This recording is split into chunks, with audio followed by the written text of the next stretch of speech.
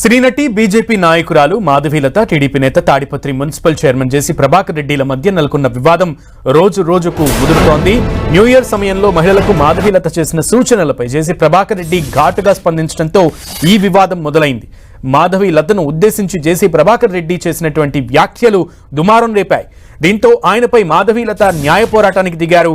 ఇందులో భాగంగా మాధవీలత సైబరాబాద్ కమిషనరేట్లో జేసీ ప్రభాకర్ రెడ్డిపై ఫిర్యాదు చేశారు. తనను అసభ్య పదజాలంతో దూషించి తన పరువుకు భంగం కలిగించిన జేసీ ప్రభాకర్ రెడ్డిపై చర్యలు తీసుకోవాలని మాధవీలత తన ఫిర్యాదులో కోరారు.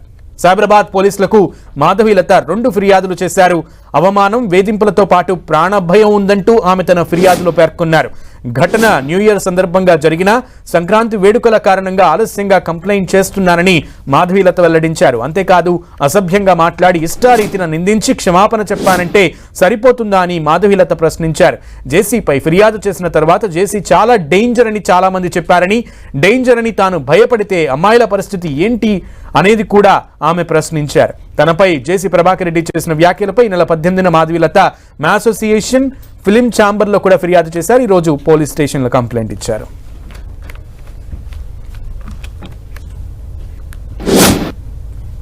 జేసీ ప్రభాకర్ రెడ్డి గారు నా మీద చేసిన వ్యాఖ్యలకు నేను హర్ట్ అవ్వడమే కాదు అండ్ మోర్ ఆఫ్ క్షమాపణ చెప్పేశాను కదా అయిపోయింది అంటే, సో ఒక సీనియర్ పాలిటీషియన్ ఏం ఎగ్జాంపుల్ ఇవ్వాలి అనుకుంటున్నారు.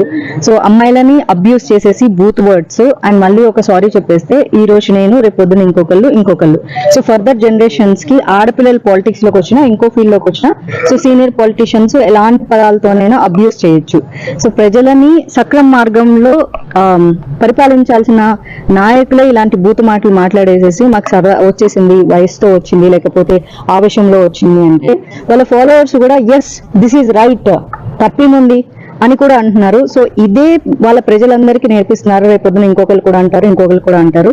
సో అది నేను దాన్ని ఖచ్చితంగా ఖండించాలి అండ్ నా కోసం నేను ఫైట్ చేసుకోవాలి. అప్పుడే నేను అమ్మాయిల గురించి మాట్లాడే హక్కు నాకు ఉంటుంది. అండ్ నా మీద జరిగిన అబ్యూస్ కి నేను నోరు మూసుకొని అయ్యో వాళ్ళ పెద్దోళ్ళు వాళ్ళ గురించి మీడియా మిత్రులు అందరూ నాకు చాలా మంది ఫోన్ చేసి they are like very dangerous people, జాగ్రత్తగా ఉండు, వాళ్ళకి చాలా క్రిమినల్ బ్యాక్గ్రౌండ్